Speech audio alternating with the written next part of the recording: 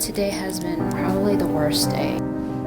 Probably one of the most important self-care things you can do. My mothering was failing, but I was getting all of the caretaker stuff in.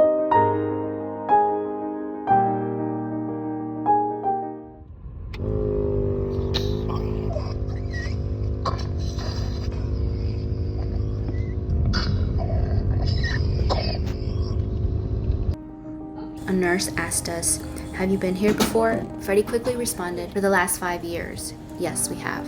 5 whole years in this medically complex journey, the in and out of the hospital, in this emotional roller coaster that is never ending.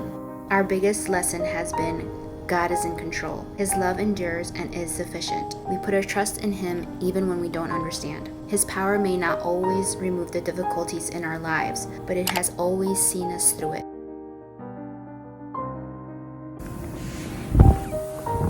We're finally in the PICU. Believe me, we don't always do it perfectly, but when we do keep the peace, it's because we stay focused on her more than our feelings. To persevere as soldiers for God in this battle against the tension, against the lack of sleep, against the pain of watching our daughter suffer, even as she is getting the help that she needs.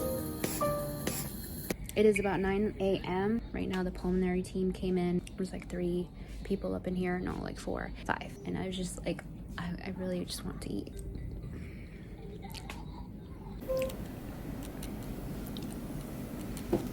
I was just trying to take a nap with Ale and it's just not happening. All of her tubes are just so uncomfortable. Ale is 97 and doing so good. Good job, mommy. It can be so easy for me to watch some mindless TV or scroll on social media and just kind of distract myself with mindless things, but I've learned throughout the years, throughout these 5 whole years, that what's going to edify me, what's going to build me up, what's going to give me more peace than anything, it's definitely the Word. As much as I want to just not think about nothing, it's not about emptying my mind, it's about filling it with all the good things, reinforcing my mind with God's strength, His Word, His light in this time of darkness. It's been a long road, it's been a long journey. I don't always choose to read the Word. Sometimes I do watch TV, and it's not to say that I'm not going to watch TV today, but for the most part, the way I guard my mind and my heart is by prioritizing time with God throughout the day, which isn't a lot because I do get interrupted quite a few times here in the hospital. And even Ale, she gave up on taking a nap because that's life in the hospital. Whoa, Ale's dancing. You feel better? Yeah, she's really good. Hey guys, what is up? Ale is finally down. She just had a rough day today. Not gonna lie, today has been probably the worst day. She was doing so well yesterday. Today, she just had a setback. She's bringing up more secretions. She is a lot more whiny today, needing more oxygen support, so it needed to go back up on her oxygen. They took another x-ray just to make sure that there's no pneumonia. I haven't gotten the results yet. I want to say it took me like a whole hour just to settle her down because she was just so upset. I barely got any sleep today too. I just had this tummy ache all night. Note to self, bring yourself some medicine because sometimes you just need it for yourself. As a parent, you also get sick, whether it's the stress that takes a toll on your body or you just pick up what they have or just anything around the hospital. Like, it's just, you gotta stay healthy for them. And I've been trying, guys. I've been trying. I came a long way. Like, I remember I used to eat so bad here just because like of all the stress, or either that or I wouldn't eat. But I'm trying to change that. These past 3 admissions, I've definitely came a long way. Have chosen to eat a lot healthier. Anyway, and then my husband wakes up with a bloodshot red eye. The stress, man. The stress. Pout pout fish. Blub blub blub.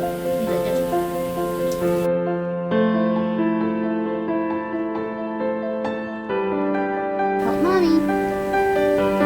Excellent. Thank you.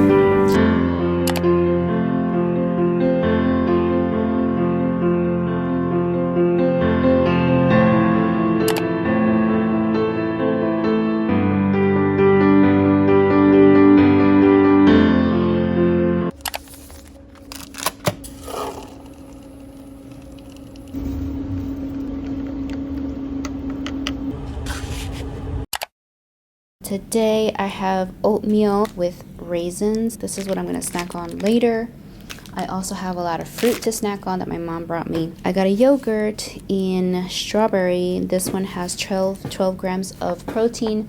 So that is my protein for this morning. I have a peanut butter and jelly that my mom made me. I doubt I'm gonna finish all of it, but we'll see. 2 coffees because I kind of need it, especially with the night that I had last night. So I like to mix in some chocolate with it. Just makes it taste better. The coffee that they have here, I'm not really a fan of it, but with the chocolate in it, it tastes better. Water, of course. You always need to be chugging on water up in here. The doctors just came in and checked her up. She's doing okay. I mean, she still has quite a bit of congestion. I forgot to tell you, we did move from the PICU, the ICU, to the complex care unit, and that was like around 1 a.m. last night. That's why I always get 2 coffees and sometimes even 3. It's not the best for me, honestly. I like how this is a self-care video. I'm over here telling you how much coffee I drink. Nowadays, I'm really just trying to balance out my meals. Just try to do my best with what they have downstairs and ordering here too. Look at my ojeras, guys. Like, it's not even funny. So I don't like to leave Ale by herself. So the only time that I get a chance to get out of the room is in the morning, because that's when Freddie's here. Unless my mom comes, I might get out to do some walking or something. But I do my walks in the morning because I think it's important to get out of this room. I feel so bad for Ale that she can't get out of the room. Hopefully we have a good day today. I'm like trying to look for like the good lighting so that my ojeras don't show. You're just gonna have to get me with ojeras right now because there's no helping me right now. Even Ale has ojeras, pobrecita. I forgot to mention, guys, that before drinking my coffees, before drinking anything else, I do get a cup of hot water. I feel like that helps my stomach.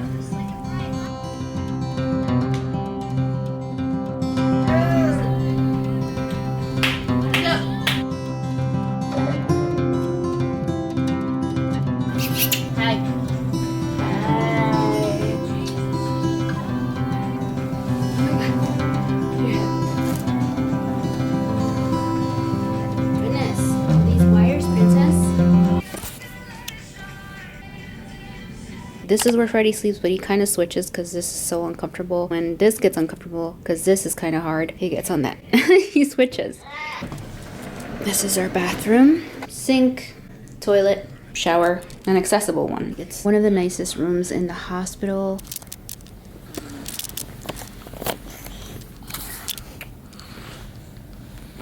I'm just trying to take a nap. I did not have the best night, or at least close my eyes, because this little girl is not going to take a nap.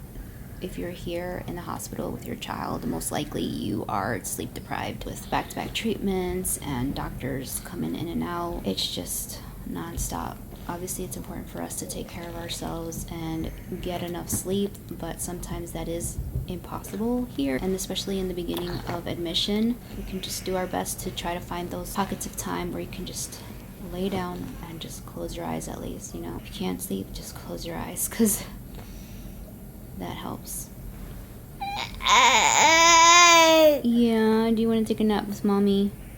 Because mommy would love to take a nap right now. I believe sleep is like probably one of the most important self-care things you can do. I used to be hard on myself, so if I would prioritize sleep over going to the gym, I would make it a lot better for me, because then I would have energy to go to the gym later on in the day. Like, I would try to get all of this stuff done in the morning, have my quiet time, go to the gym, and do all of Ale's care. First of all, Ale's care takes like 2.5 hours to do. Then I have to take her to school. Like, it just wasn't working. I think sleep is a lot more important than going to the gym or exercising. If anything, sleep is a lot better. Obviously, spending time with God does come first, but I don't think God would want you to be sleep deprived to the point where you're like trying to have quiet time, but you're like falling asleep. Like, that's not how it should be. That's how I was. I would try to pray, but then I would be falling asleep in the middle of a prayer or in the middle of reading the word, and that's not what God wants. So yeah, like, I would just try to be so religious about trying to get my quiet time in the morning. No, like, once I got convicted of that and just seeing how I was during quiet time, like, it was just not effective. Nowadays, I try to prioritize sleep, because I know that once I get up, I have to go with Ale, trying to get her ready for school, trying to get her ready for appointments or whatever she has got going on. Try to prioritize that so that I can be a good mom, so that I can serve my loved ones well, and I can be there very present in God's presence. You know, I don't know how you want to take that. I see that my battery is about to go out, so hopefully that helps somebody out if you're struggling with trying to get everything in. I know how it is as a special needs mom, where you're just trying to do all of their treatments, all of their meds, and just like everything that they have got going on. Sometimes you just feel like you can't get a minute to just sit down, or you can't even just get a minute to just love on them, you know, like you're just so like on the go trying to get all of this stuff in, making sure they're okay, making sure everybody else is okay. And sometimes I have felt in the past that I couldn't just sit down and hug my daughter or just play with her. I would just be like, how could I, like, I felt like I was missing something, like my mothering was failing, but I was getting all of the caretaker stuff in, but like my mothering as a loving mom, I just didn't have time for that. And so I've came a long way in all of that, and I don't know if you feel that way. Let me know below if you feel the same way. Anyway, there goes my nap time. I just started talking to you guys. I'm gonna try to take a nap before the nurse comes back.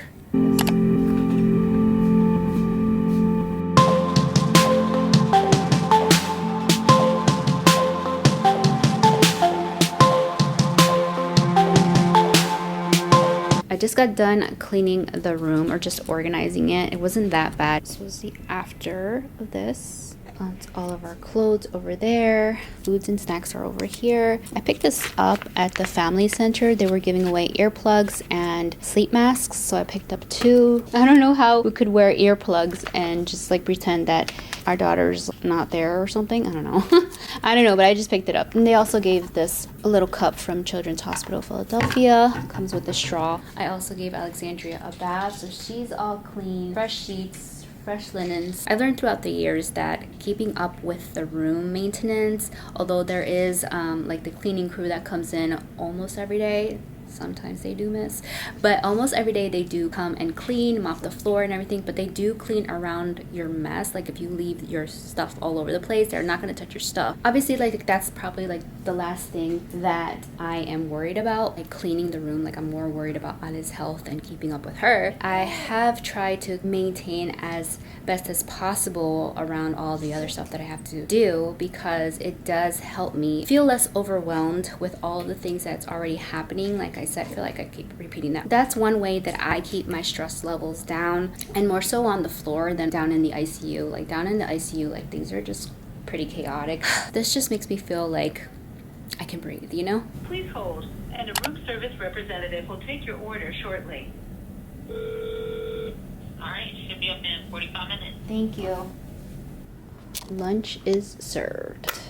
Mac and cheese, potato stars, not the healthiest, but I kind of just wanted something like that. Tomato basil soup, veggie wrap. Oh, I ordered a tasty cake. Again, another thing that is not a healthy choice, but I deserve it. I've been eating pretty healthy, this admission. Hot tea, and that is it. A bottle of water. I will definitely eat all of this, and I will definitely eat all of the soup. That's kind of how I trick my mind. If I do want something that is on the not so healthy side, then I will make sure that I'm eating the healthier stuff first and then finish up with the rest. But usually I don't end up finishing all of it. I do not deprive myself. I just try to be mindful of how much of it I'm consuming.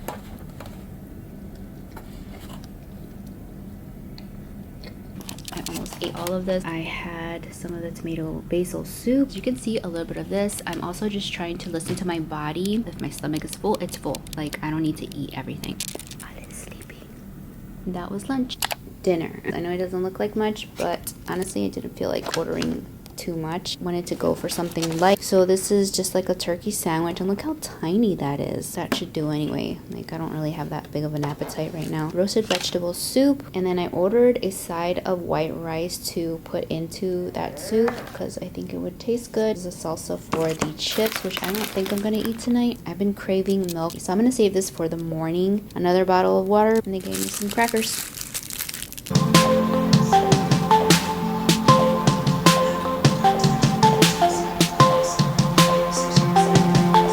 got some ideas and encouragement of how you guys can take care of yourselves while living in the hospital, because that's kind of like what we do here. Being that we are constantly here, I do feel like we live here. This is our second home. So yeah, we are living here in the hospital. I know that it is impossible sometimes to keep up. It is easier said than done, but we do our best so that we can take care of them the best that we can. And for me, what that looks like, getting enough sleep or getting as much sleep as possible, picking healthier choices to eat, drinking enough water throughout the day, getting a workout in however it looks, but just moving around, stretching. This is all really hard. I know, I get it, I feel you. Sometimes we just can't, and that's okay. I think one of the most important things for me though is definitely spending time with God, whether in prayer, reading the word, listening to the word, however, but just spending time with God. And you need to give yourself a lot of grace, because you know our Heavenly Father gives us grace, so we need to give ourselves grace. And that is something that it took me a while. I definitely learned the hard way, especially because you are in this atmosphere that is quite traumatic for everyone, your child and as the parents. If you need to take a break, if you need to go to the bathroom and scream, if you need to go and cry your eyeballs out, cry to him. Cry to him, because he is listening. You may not hear back directly, but he is listening. If you want somebody to hear you out, if you want to be seen, if you want to be heard, cry out to him. Cry out to him throughout the day. I am constantly talking to him. If I don't have time to read the word, I just turn on the Bible app and I just listen to the word while I'm doing everything else that I have to do. Sometimes I go for a walk and even read the word as I am walking. That has been the most important thing for me. Like I said, he gives us a lot of grace, and he is merciful, and he is loving, and he is compassionate, and he is near the poor in spirit. He's just gonna be there for us if we just let him in, and we are there fully present to put everything at his feet so that he can take all of our worries, all of our anxious thoughts, and just let us rest. Let us lean on him for strength. Anyway, I hope this is encouraging. I know I rambled for so long. If you guys have any more ideas of how us parents who spend a lot of time in the hospital with their children, how could we take care of ourselves, put it down below so that we can all learn, maybe incorporate that into our self-care. If you like this, give it a thumbs up, subscribe if you haven't already, and I will talk to you on the next one. Bye.